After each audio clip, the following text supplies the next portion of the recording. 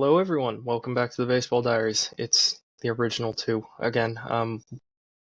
Oh, geez.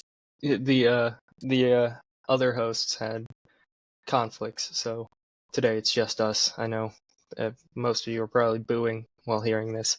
Yeah. However, to start off the news and notes, We almost only had one. We almost had a solo episode. yeah, we almost had a solo episode. That would have been We almost had a dead host and a solo episode. yeah. My pancreas not functioning kind of hurts sometimes, but Yeah. To start off with the news and notes, the Diamondbacks in the Cubs game yesterday, if you missed it, you missed a...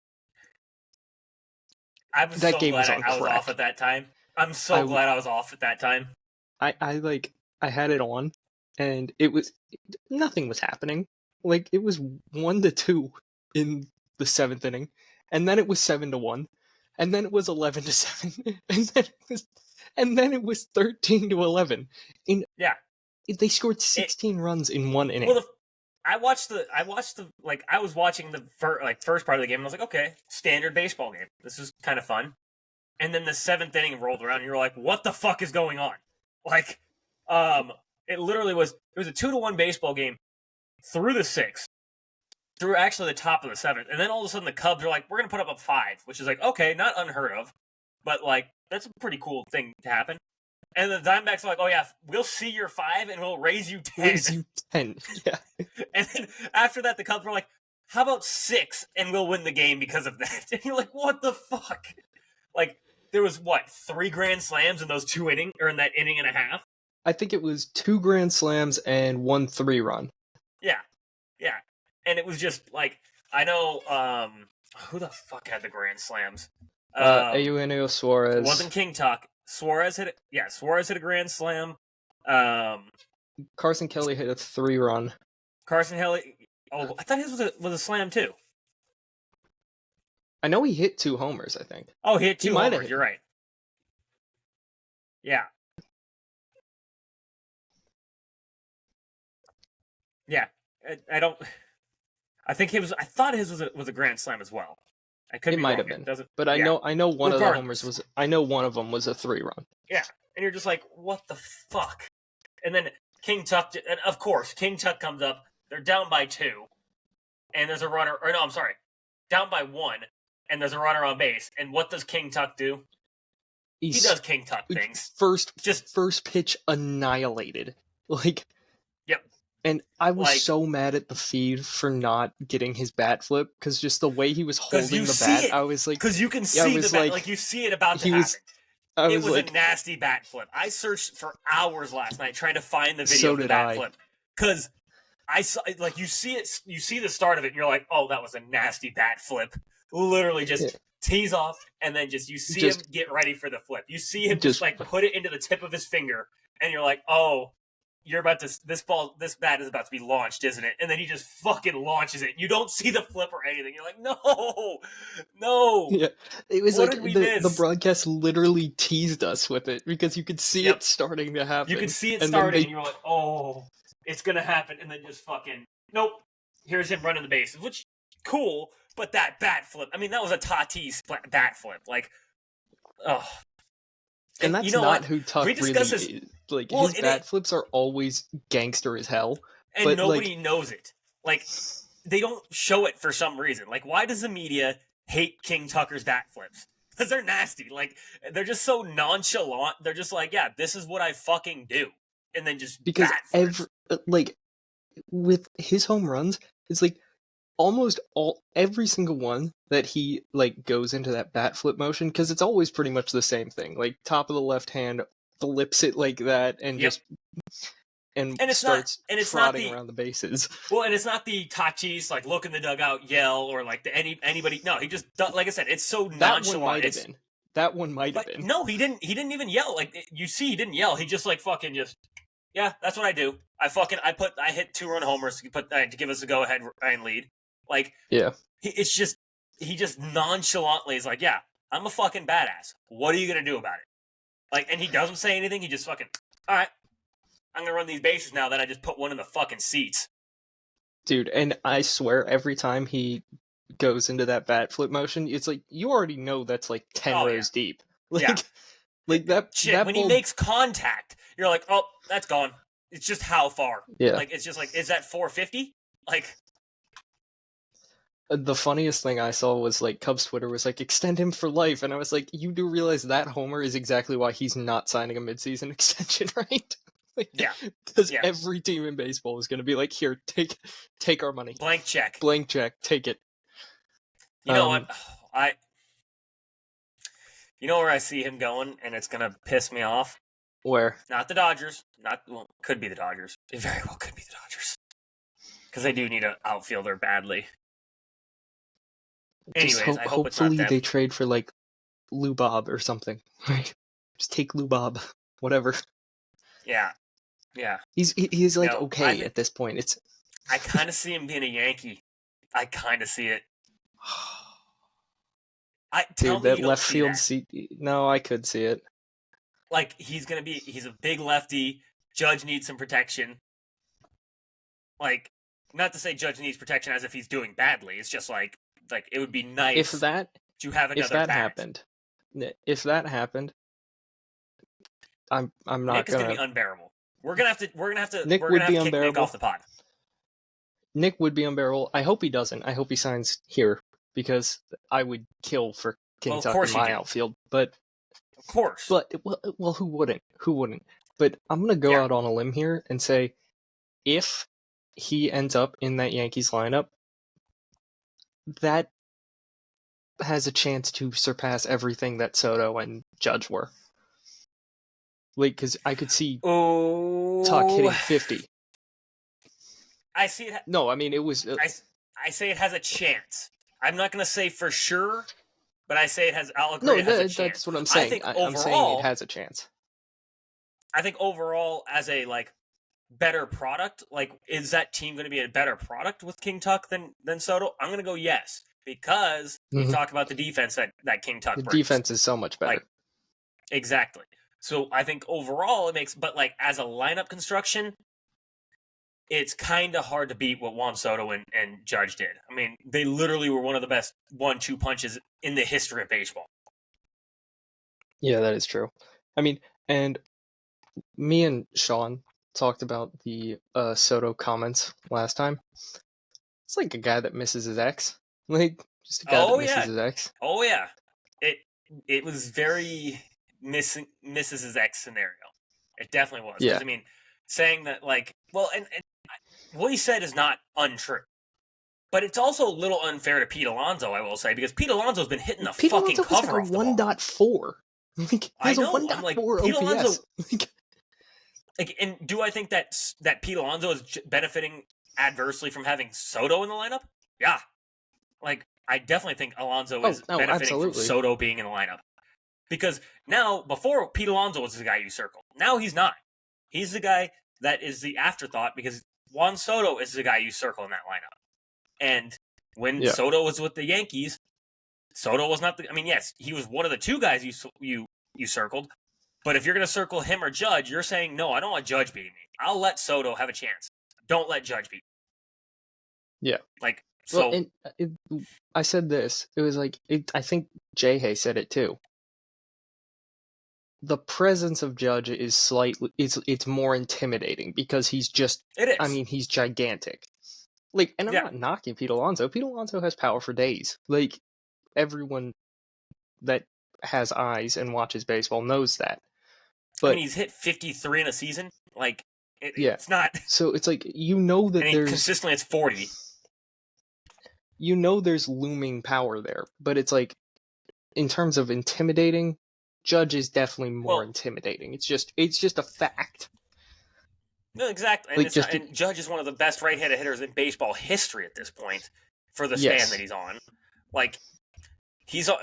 He's putting up numbers. Some people are saying that it's the best right-handed hitter in the history of baseball. I'm like, did Albert Pujols not exist? Nope, Pujols. Yeah, I knew you were gonna go there. I'm just saying, I know. I showed you the comparable. The wins above replacement, not even fucking close. Pujols has him cleared in basically every statistic. I think other than home runs. I will say Judge has the most home runs in that amount of game span in the history of baseball, which is cool. Yeah. But the machine was the machine for a reason. Like, yes. Anyways, so we can get off that tangent. Yeah. Jake DeGrom. You wanna break out the baby oil? I was frothing. I know. Even actually, that game in general, I was frothing because he looked nasty. He was dotting 97, 98, and I was like, oh. Now, like, so when he was sitting the 95, 96, I was like, oh man, like, I understand what he's doing, but there's just something like I want another tick. I don't need the 102 Jacob DeGrom. The 102 Jacob DeGrom. I don't think 102 is coming back. I mean, the thing is, I think he could in the playoffs if he needs it. If he needs it, he could reach back and be like, "I'm gonna blow this by you," and there's nothing you can do about it. I could see like playoffs. We get Jacob DeGrom and he's blowing 102 and fucking 94-mile-an-hour sliders, and I'll just be like, I think this is what I could do. I think he could do the thing that Scooble does, where he's just like, I'm just gonna sit 95, and then when I want to, I'm going to blow your fucking doors off. Like, well, even if he's sitting 97, 90, because like the thing is, Jacob DeGrom 97, 98, that's hard. That's very hard. But we've seen DeGrom sit 100 to 102 before, and you're just like, what the like the 1.7 something ERA season he had. He was sitting like just 98 to 102 typically, and you're just like, and the fuck? He was painting with it. Yeah, like, and then the slider was up to 96, and you're like slider it's not 96 is unfair.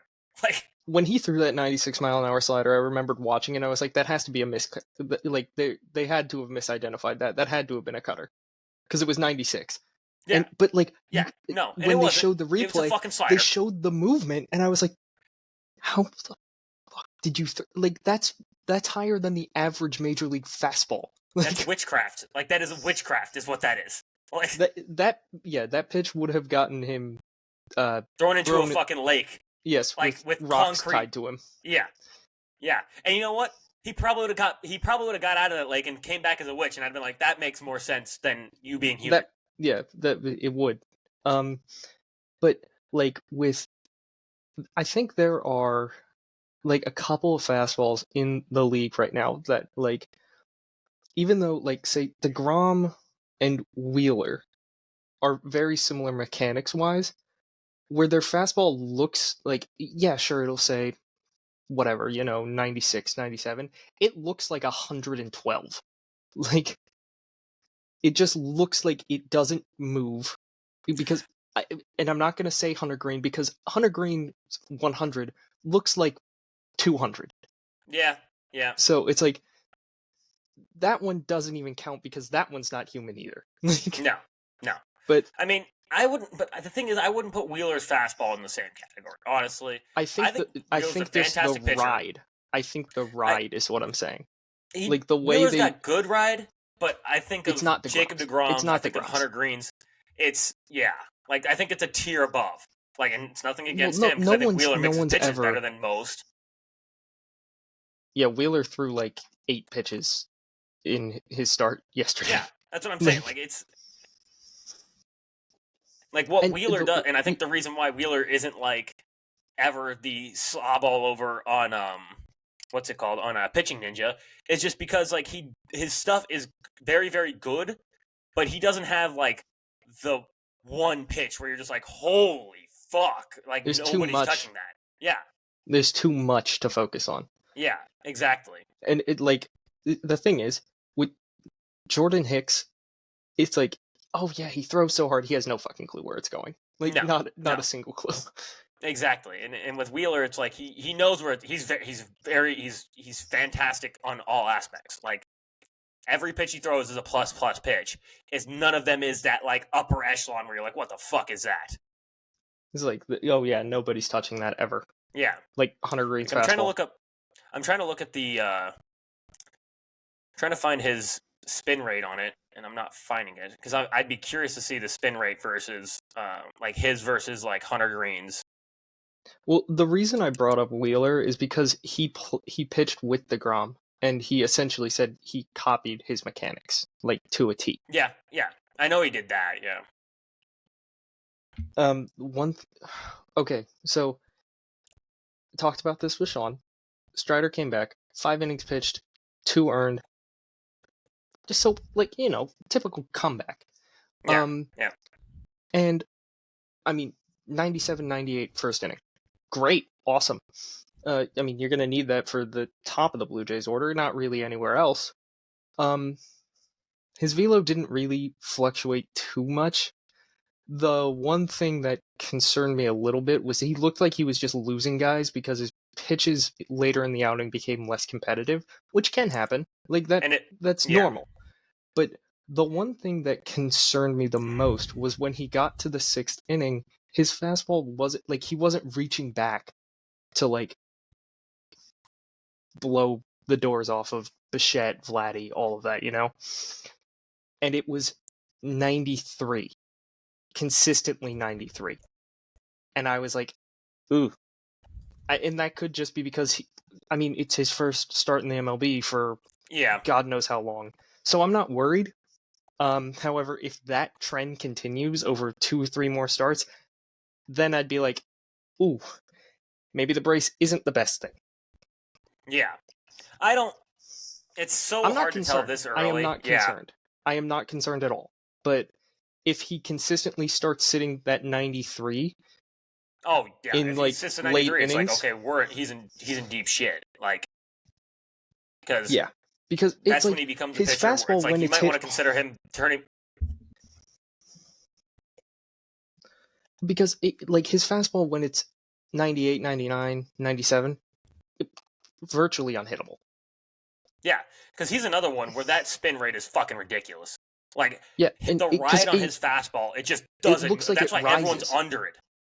Yeah, because his fastball has, I think it has the least drop in the MLB. Like, the least drop of any fastball in the MLB. I don't know where I read that. I think it might have been Pitching Ninja or it might have been Codify, where they said this fastball drops less than any other fastball in Major League Baseball. And I believe that because you watch it and people are just consistently right under it. Like, they cannot get the barrel head on top of it. And they can't catch up to it.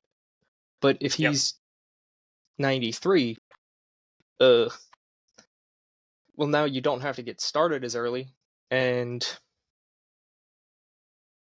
I don't know. That would be concerning, but that's for 2-3 more starts down the road. If it comes back and it's consistently 97, 98, then it's fine.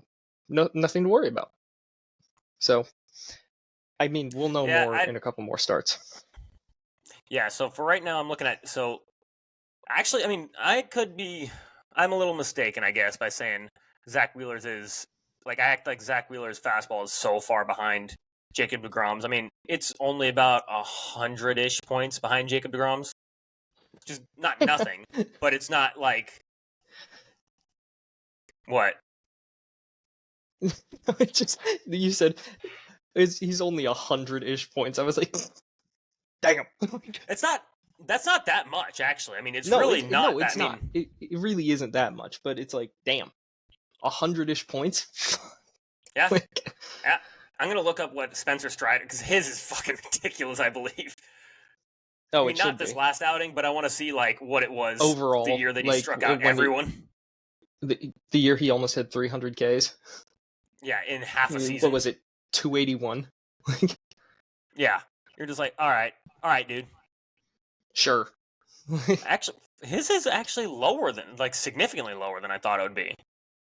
Show more seasons. Does it include the last outing? 2023 doesn't show it's... 23. It's 2,300. That's lower than Wheeler's and lower than deGrom's. Well, he did have a 3.86 ERA that year. In 2023? Yeah, he had a 3.86, but he struck out everyone. So then it was 2020. Oh yeah. 2022 was the half season. Huh. Let's see Hunter Green. So it's lower than you expected. It's lower than I expected by a lot, actually.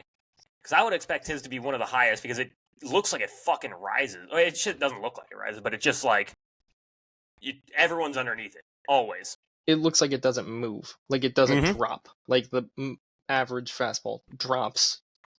I don't know how many inches but his just doesn't. No, for whatever reason. Come on, I'm on Hunter Greens now, and now I want to find that one because.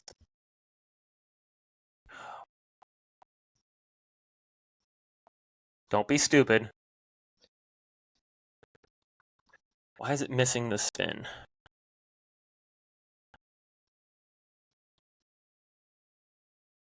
It's right underneath.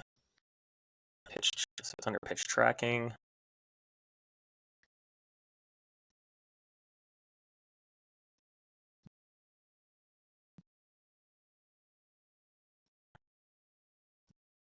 Cool. So we're just not going to show it on this one? No, I guess not. All right. Well, anyways, speaking of Hunter Green, we'll just jump into that really quick because we're already on his crazy pitching topic. The last 112 times he has thrown his slider, he has not allowed a hit on it. I know. All season. He's not allowed a hit on the fucking slider. Batters are 0 for 29 with 13 Ks and a 54.1% whiff. He's on like one of the best pitching runs ever. Like I think his last 11 starts he's won or something like that. Yeah, it's something stupid. Well, it's not even that he's won. For the season, he's got a .98 ERA. Last year at a 2.75. Yeah, I think that might be your best pick ever. So in the last 30 starts, basically, in the last 30 starts, let's see. I can do the math on that. Holy shit. So, last 30 starts, he's got 150.1 plus 27.2. So, 178 innings pitched, 199 or no, 200 even strikeouts. And then for earned run average, what would that be? Give me the earned runs. Give me Hunter Green. It's fucking stupid.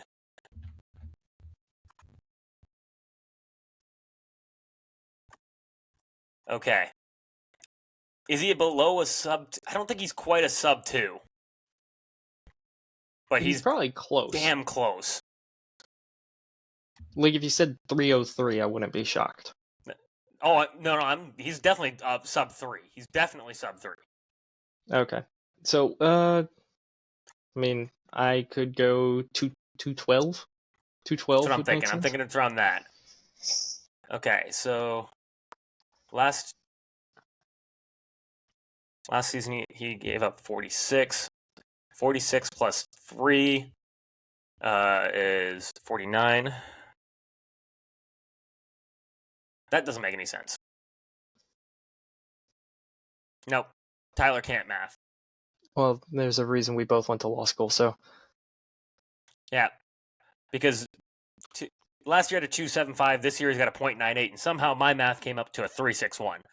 That's not possible. It's impressive, actually. It's okay. I would have got Abe Lincoln. Yeah, I don't know. Regardless, it's got to be like you said, around a 2.3. He leads MLB in WAR right now. 4 games started, 27 2/3 innings pitched. Holy fuck. Last year's ERA plus with a 2.75 was with 150 point and a third innings pitched. His ERA plus was 160. You want to take a guess what his ERA plus is currently? It's got to be north of 200, right? North. Well north of that. Is he close to 300 or is he at 300 and above? Try closer to 500. 442. Holy shit. That's in Great American, too. Yeah, in Great American. His FIP is a 169. And his whip is, holy fuck, dude. His whip is .578. His hits per 9, 3.9. He's done that while oh my god, his walk rate is sliced in half from last year.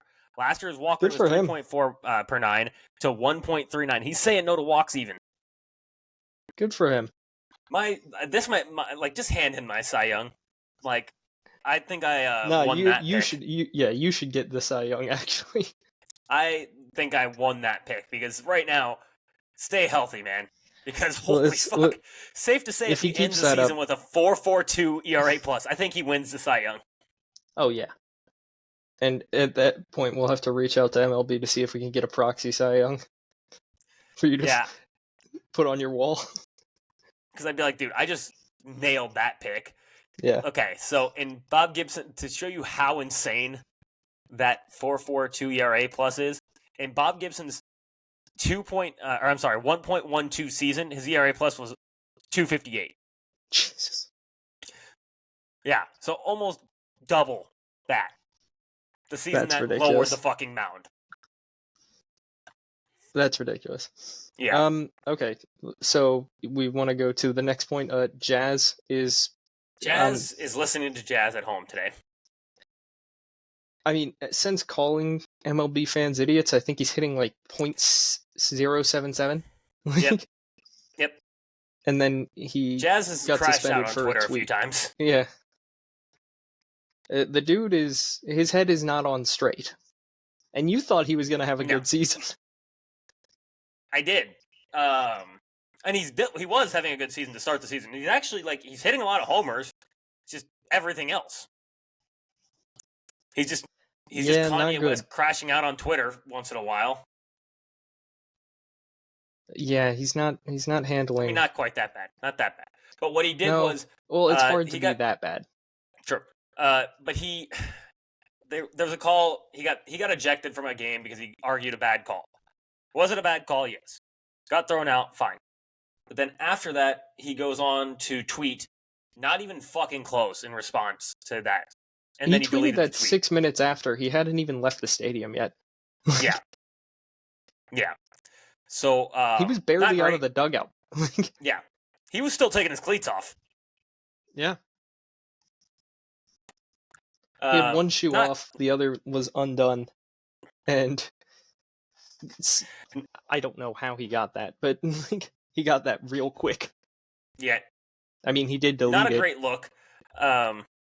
He did delete it. Not a great look at all. As much as it was not a good call. Fine. Yeah, I'm not going to say it was a good call. You can't be going out and then tweeting that shit to the public.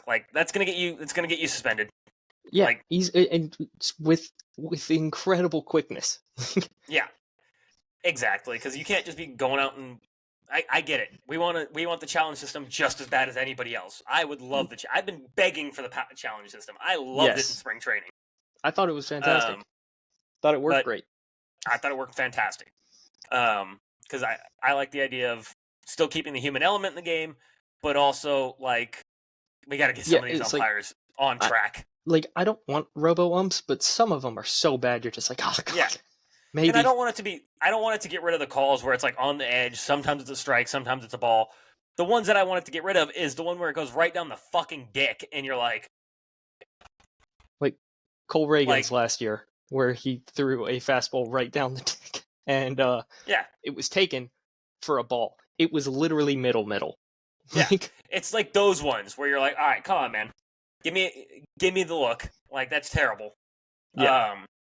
Or the balls where it's 8.5 feet off the fucking plate, and they're like, strike 3, and you're like, sorry, Patrick Bailey, you can't frame that fucking pitch that's 9 feet out and get a strike call on that. It's like you had to run and get another ball from the dugout.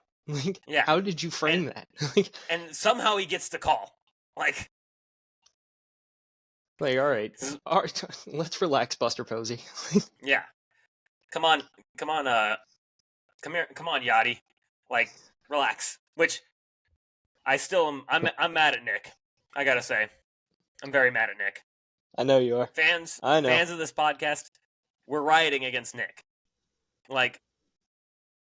He basically said, not even basically, he said Yadier Molina doesn't belong in the Hall of Fame, and that's gonna make me crash out. I'm not gonna lie. That one got me fired up, boy. Like, that one got me really fired up. That one, I was like, oh, so one of the greatest defensive catchers this game has ever fucking seen? Like, doesn't belong, according to Nick. No. You know what? I'm doing it.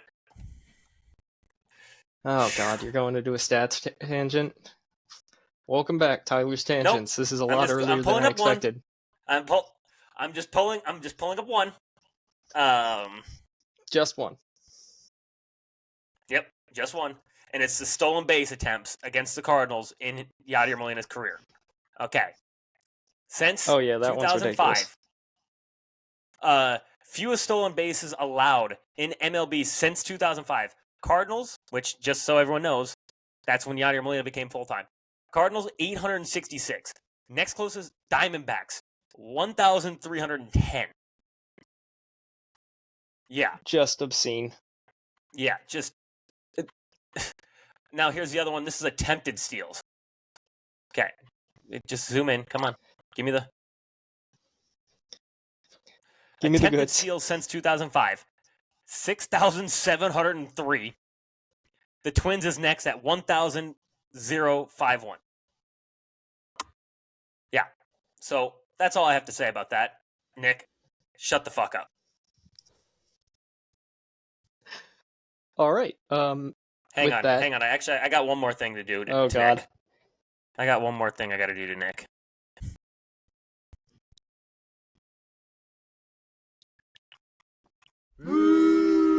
That's for you. I know you're not on this episode, but you'll learn. Get ready to learn Yadier Molina, buddy. Oh, I can't wait to go on that tangent. Next one of these episodes, he's going to say he's not a Hall of Famer. It's going to be an off-season episode where I'm just going to fucking dig. He might say it on, like, Monday. Like, he might. Yeah, and then all of a sudden I'm going to come up with 85,000 stats. Yeah. Now, Shohei's on paternity. Okay. Yep. Cool. Shohei stole my thunder. He saw that I was having a kid and was like, you know what? I should have a kid too. And I was like, wow, man. Copy. Yeah, it's kind of fucked up if you think about it. Even though he had his kid.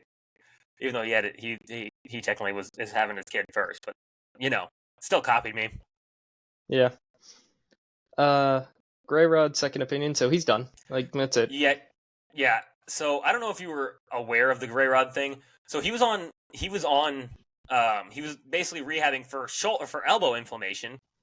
And then during his rehab, basically, he started having shoulder tightness.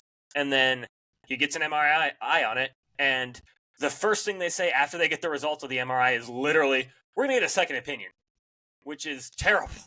If your first, that's not good. Your first thought after getting your MRI results are, I need a second opinion. That MRI said you're done for the season. Yeah. Which, there's no other way to put that. That's like, he's out for the season. Like, oh yeah, no, he's done. I mean, who else was getting the second opinion? Jared Jones? Has he gotten that? Has he gotten that yet? I have no idea. They probably did. I feel like every time they say they're going to get a second opinion, they say they do, and then the second opinion says the exact same thing, and they're just like, well, I guess we're just not going to report it now. Yeah, just go sneak Tommy John. Yeah. Exactly. So we have one say no to walks? Two. Oh, yes, 2. Okay. Ripping it. Yep. Do it.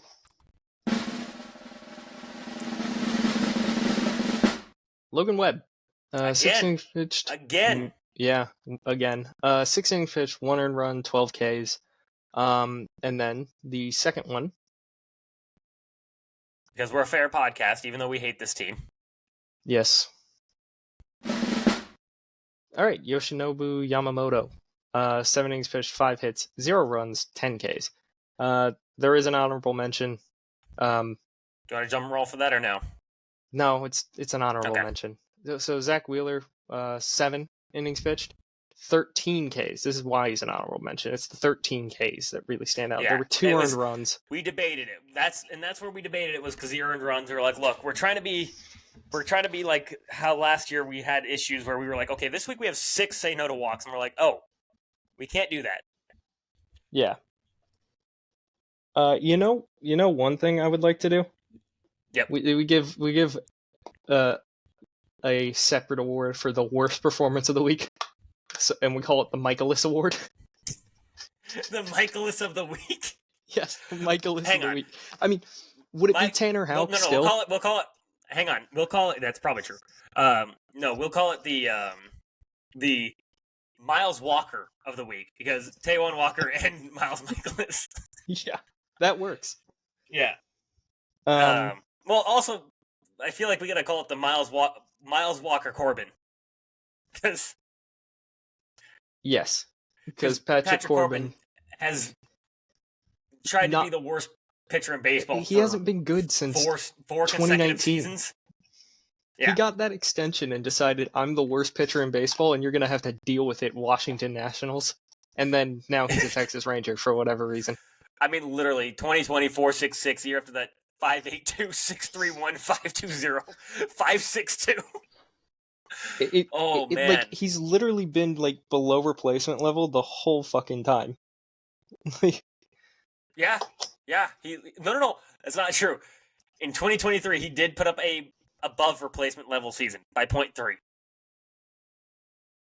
How is that even possible? His 2022 season was so bad, he put up negative 2.3 wins above replacement. 2.3. Costing. Like, if that was a 2.3 wins above, if that was a positive 2.3 wins above replacement, that's like a good player. Like, that's a guy where we're like, that guy's pretty good. It's like you quite literally cost your team 2.3 wins. Congrats. Dude, his winning percentage that year was 0.240. Yeah. I shudder. I shudder to think about it. Bad. That's bad. It's terrible.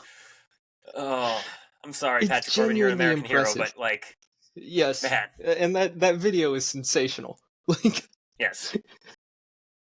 But, oh my god. The fact that he's made 12 years of service time in the MLB is mind-blowing to me. Doesn't that qualify him for a pension? I don't know. I don't know how the pension works, but still. I think 10 qualifies you for a pension. Man.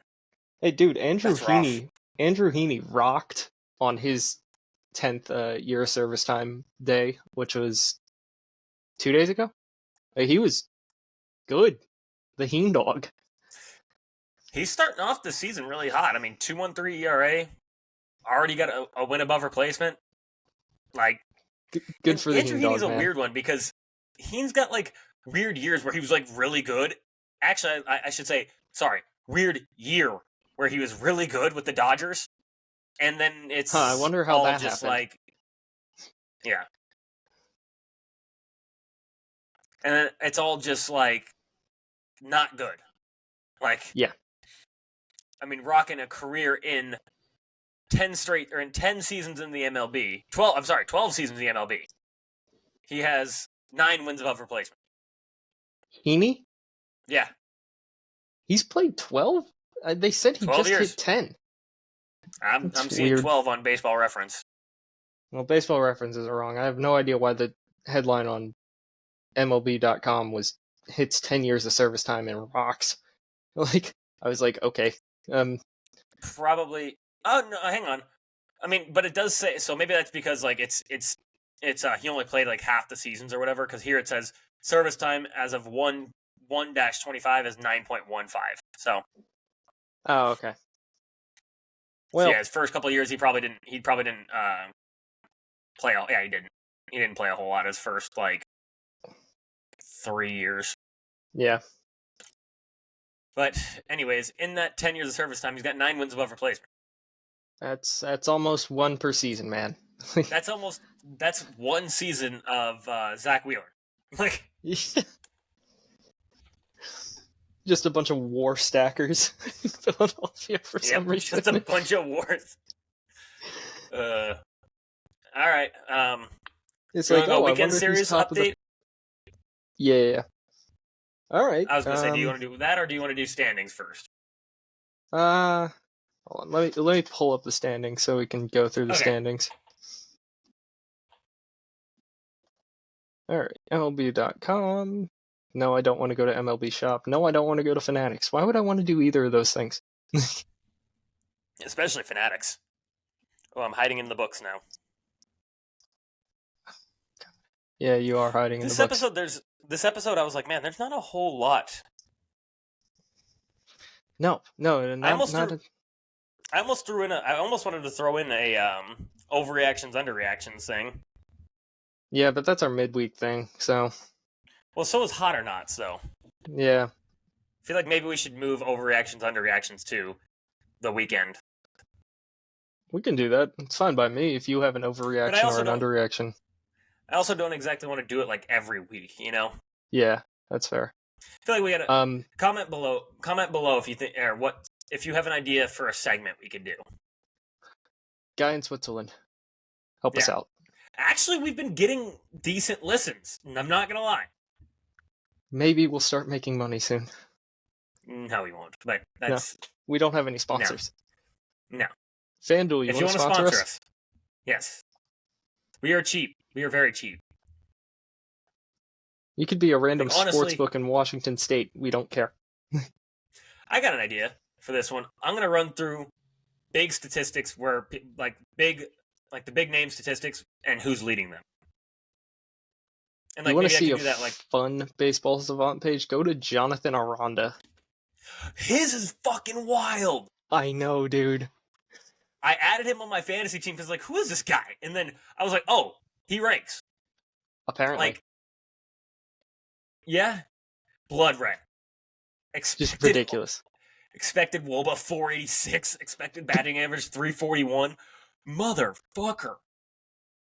Just blood red minus bat speed and whiff percentage. And speed. He's slow. But he's a first baseman, so what do you expect? Nothing, really. You don't expect speed out of first base. I was gonna say he's juicing, but I don't know. He's young, so it's a small ballpark. Maybe too, not. So it is a small ballpark. He might not be juicing. I'm not gonna pull a Jerks and Profar out there where I'm clearly juicing. That one I will say, when Jerks and Profar got popped, it was well, yeah. No shit. He was below average MLB player for a lot of years, and then all of a sudden becomes an MVP candidate, and then gets popped, and you're like, well, no shit. It's I wonder how the fuck that happened. Oh. Yeah.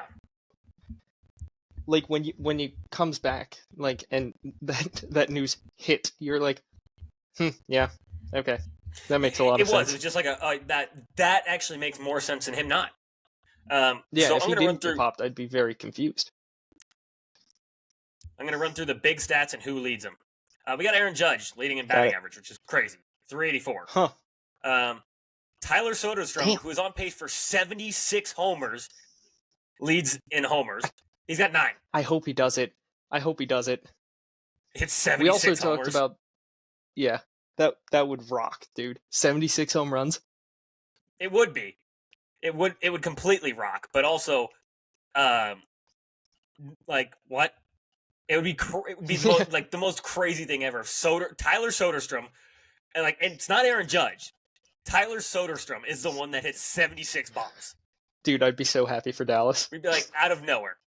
I'd be so happy for Dallas. I'd just be confused. I'd just be so confused. I'd be like, all right, fine.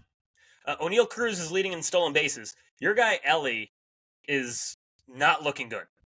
Dude, so, he got my faith from last year, and he decided to reward me with pure shit. I wouldn't say pure shit. I mean, he's got an 810. Actually, that was last year. He's got a 732 OPS. That's not great. Okay, so that's 4 stolen bases, 4 homers.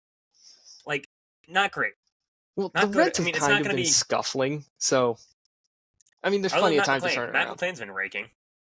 I thought he got hurt again. When he did, but then he didn't. Okay. Aaron Judge is also leading an OPS, big shocker, with a 1240 OPS.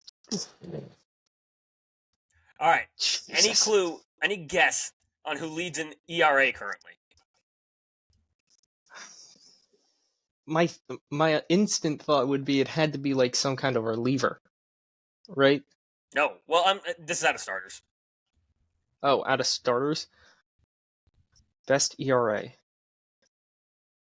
Are we talking sub 1? Because my first guess is 4 guys Hunter under Green. sub 1. My first guess is Hunter Green is 4th. Yep. Who the hell has a better ERA? There's 2 names that you'd never suspect. One you'd suspect if you've been paying attention. We've already mentioned one of them on the podcast. Really? Yep. Oh, because we already have. He struck out 10 in his last start. So Yoshi. Yep. Yoshi's at 3.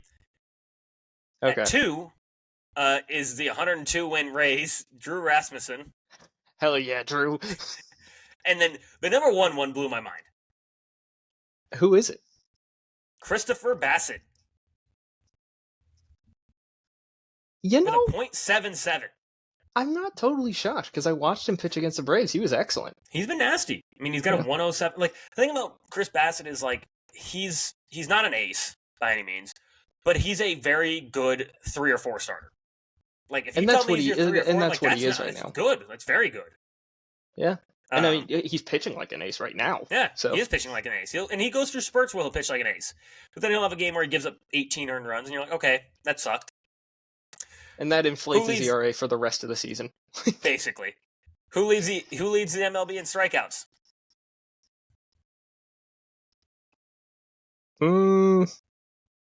I just saw this. He was both of our picks for Cy Young, I believe.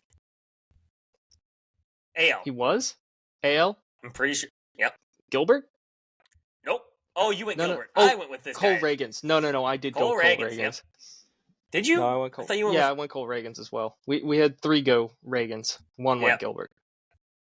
Cole Nick Reagans. Went Gilbert. Yep. Cole Reagans, 42 strikeouts. The lowest whip, big shocker here, Hunter Green at .58. Yeah, that one's not shocking. Batting average against Hunter Green, 126. That's stupid. And then innings pitched. Shockingly, it's not Logan Webb, it's Zach Wheeler. Huh. Yeah. He might have 1 more start than Logan Webb. I don't know, maybe. He might have one more start. Logan Webb has 5. No, I think Wheeler has 5, yeah. Okay. He's leading by 1 1/3 innings pitched, so. Yeah, well, I mean, that's always going to go back and forth. Those guys are always 200 inning guys. Exactly. And then for saves, we got Robert Suarez again. He's got 8. Man, that means the Padres have a really good run differential because I'm looking at it right now. I'm shocked he has 8 saves. That means a lot of close games. I mean, they got a good bullpen. That's the thing. Yeah, they do have a good bullpen. I mean, he did have one. I watched it against the A's, so. But I didn't think he was going to have 8. This is just funny. This is just funny. Leading the MLB in earned runs allowed, Tanner Houck, 19. And I think 10 of them were from his last start. He got 10 of them in one start. 11 of them were from his last start. I'm sorry, Tanner. That sucks. Jesus, that's brutal. Because if it was only 8, that would be really good. Yeah, 8 would be like, okay, if he only allowed 8, he would be tied for 88th. Which isn't stellar, but it's fine. No. But now he's first because of that one putrid start. What was it, 2 1/3, 11 earned runs? Mm-hmm. Jesus. Yeah, whoever had him in fantasy, I'm sorry. Yeah, I'm very sorry. He got 1 strikeout. And his it's not like he was walking a bunch of people either. 2 walks, 1 strikeout, 10 hits allowed, 11 earned runs. Damn, they were just crushing him. Yeah. Yeah. Who was that even against? Let me see. The 102 win race. I bet Aranda crushed one on him then. Yep. I think he hit 2 that game, if I'm not mistaken. He probably hit them both on Tanner. In the same inning. Yeah. All right, want to run through the standings? Yes. Okay, so we'll start in... we normally do the AL first, so we'll do the AL first. Oh my goodness, what did I just do? Okay, we're back, and you're in the books again. I'm here. The AL East, Yankees, 13-7 in first, plus 28 in the run differential department. The Toronto Blue Jays are second. To all of our shock. Well, I mean, Chris Bassett's doing his part. Kevin Gausman's actually back. It's kind of weird because all the things that we said had to happen for the Blue Jays to be good is kind of happening. Yeah, it is. Kevin Gausman has been good. Logan Gilbert's been good. Bowden Francis has been good. Logan Gilbert? Yes, Logan Gilbert has been good. However, he's American. I meant Kevin Gausman, Chris Bassett. That's who I meant. Chris Bassett's been good. Yeah. Fucking Vlad Jr. has been not stellar, but not bad. He finally popped his first home run, so maybe he just needed that. Bo Bichette's hitting well for batting average. His OPS is a little low, but he's hitting well for batting average. Andres Jimenez started the season off crazy. George Springer is starting off the season really good. Yeah, he's leading the MLB in hits or tied for it, something like that. He's got a 385 batting average with a 1.056 OPS. It's all the things that they needed to have happen. Jeff Hoffman has been really good for them. Yeah. There's been a lot of things that have just that we were all of this has to go good for them to be good. And it's all happening. Yeah, which is crazy. I didn't expect it, but I mean, good for them. I'm not upset. I still don't. At it. Yeah, I'm not. I'm still not predicting them to make the playoffs, but yeah. And then the Red Sox. All three of these teams are on winning streaks. The Red Sox are 11-10 in third place. They're 2.5 games back. The Orioles and their devastatingly awful rotation are 8-11. So they're 4.5 back. And then the 102 win Rays are 8-12, but they do have a positive run differential. Yeah, and it's a pretty high positive run differential. It's plus 10 is not bad. Well, I think they got all that back on the Houck start. So. Yeah. What's crazy is he gave up 11 earned runs. So that means if you got rid of that start, they would still have a negative run differential. Yeah. And the Red Sox would have a positive because they're -4. Yep. The season that we predicted happening last year is finally happening. The Tigers are 12-8. Well, they actually have a good starting a really good starting rotation. Oh yeah, almost every. Mize has been nasty. Reese Olson's been good. And Reese Olson's the one you're just nasty. Reese Olson, if you're just kind of 4 or 5, you're good. Yeah, with Reese Olson, you're just kind of well, I really don't expect much here, so whatever. Exactly, but it was you're getting something, so fuck it. Yeah. And Flaherty's been good. Scooble's Scoobs. Yeah. After that, you got the Guardians, 10-9, who have just been weird because it's their offense isn't offensing like it was last year. And technically, Shocker. The players they got made it better, but somehow it's not, so whatever. And then you have the Royals, 8-13, -23. And they're playing the Tigers this weekend, right? Yes. Well, get ready to learn series loss, buddy. Well, they did lose. They did lose yesterday, and then they're playing literally right now. The game just started. Seth Lugo versus. Oh, please tell me it's. Please tell me it is who I think it is. If it's Lugo versus Scoobs. Fuck. No, who is it? It's Lugo versus Mize, which still is nasty. Lugo, who continues to defy baseball savant. Yes. Somehow. And then Casey Mize, who's finally figured it out.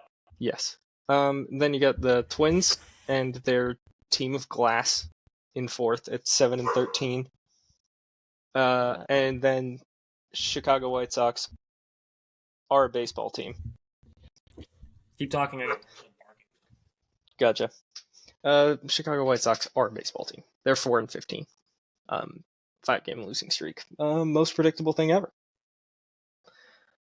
So then after that, you got the AL West, and the Texas Rangers are banging again. Wyatt Bangford, of course. However, every team in this division has a negative run differential, which is hysterical. Oh, good. Thank you, Marshall. He literally was just walking around barking, and I went out and asked Sarah, and he's like, "I have no idea." He's all just right. just walking around, heard something, and started barking. Good for him. Marshall, come here. The entire AL West, negative run differential. Hilarious. Yes. Rangers 12-8 first. Los Angeles Angels of Anaheim have apparently decided to be the movable object again. -9 run differential. They're in second place right now, though. The Mariners are 10-10. Marshall, yeah. What are you doing? Jeez, Marshall. The Astros are 9-10, which is, I mean, kind of expected, considering what they constructed. And then the Athletics are 9-11. I think it's my upstairs neighbors are jumping around or something, and Marshall's not having it for some reason. Just start banging at the ceiling with a baseball bat. Okay, now in the NL East, we have the New York Metropolitans at 13-7 with a +24 run differential. Holy. The Phillies are in second, 12-8. They're playing right now. With a +3. The Marlins are 8-11 with -23. The Nats are 7-12, -20, and the Braves are 6-13 with a -15. I mean, we've already said this is close to irrecoverable. I mean, it's like, do we really think the Braves can't go on a ridiculous winning streak? No. Could they win 20 straight games? 100%. Yeah, they totally could. However, they don't look like doing it. No, and Chris Sale has been bad. Like, he's pitching again today. I mean, even Schwellenbach's last start was not good. No, it wasn't. And then we have the NL West. Padres 15-5, +35. Dodgers 15-6 in second, +10. Giants 13-7, +30. Diamondbacks 12-8, +20. And this is what we said. This division legitimately has 4 playoff teams, and then the Rockies. Yep, it has 4 playoff teams and then a baseball team. Yes. The funniest part about this, the Rockies run differential at 3-15 is -51. I see that. It's not even fucking April, man. Okay. Like, the White Sox have a better run differential. The White Sox. I don't know if you saw the Last Baseball is Dead. They did Family Feud, right? Yeah. And they said basically, one of the questions was, how many wins do the White Sox and the Rockies combined at the end of the season have? Oh, Jesus. And like it was into the 10, so they rounded up to the 10. So 60, 70, 80, 90. How many wins do you think? And I didn't get my answer in, but I wanted to. I legitimately thought 80 something wins. I would be on that. Because right now, somehow the White Sox are more believable. Like, the White Sox might not lose as many games as they did last year. The Rockies might take that, though. Yeah, because they're bad. I mean, last year, the White Sox had 41 wins, and the Rockies weren't quite as bad last year.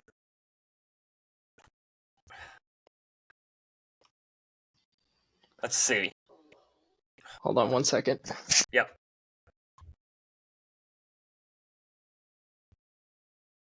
Yeah, and the Rockies had 61 wins. Okay. It's bad. So they would have to both have the worst seasons in baseball history by amount of wins. I think it's possible. No, Marshall. I don't think it's likely, but I do think it's possible. With that, I don't know what happened with Brendan. Apparently, he's got something going on with life. He's lifing. But y'all know where to follow us. Like, subscribe. Marshall's losing his mind, so the usual. Like, subscribe, follow on YouTube, leave a comment. If you think we have other segments we should have Nick and or Sean back for the next episode. Who knows? They both had stuff going on. Everyone's busy, so that's the reason we added the extra guests, is so that at one point I can be gone, Sean can be gone, Brendan can be gone, doesn't matter who. But anyways, later everybody.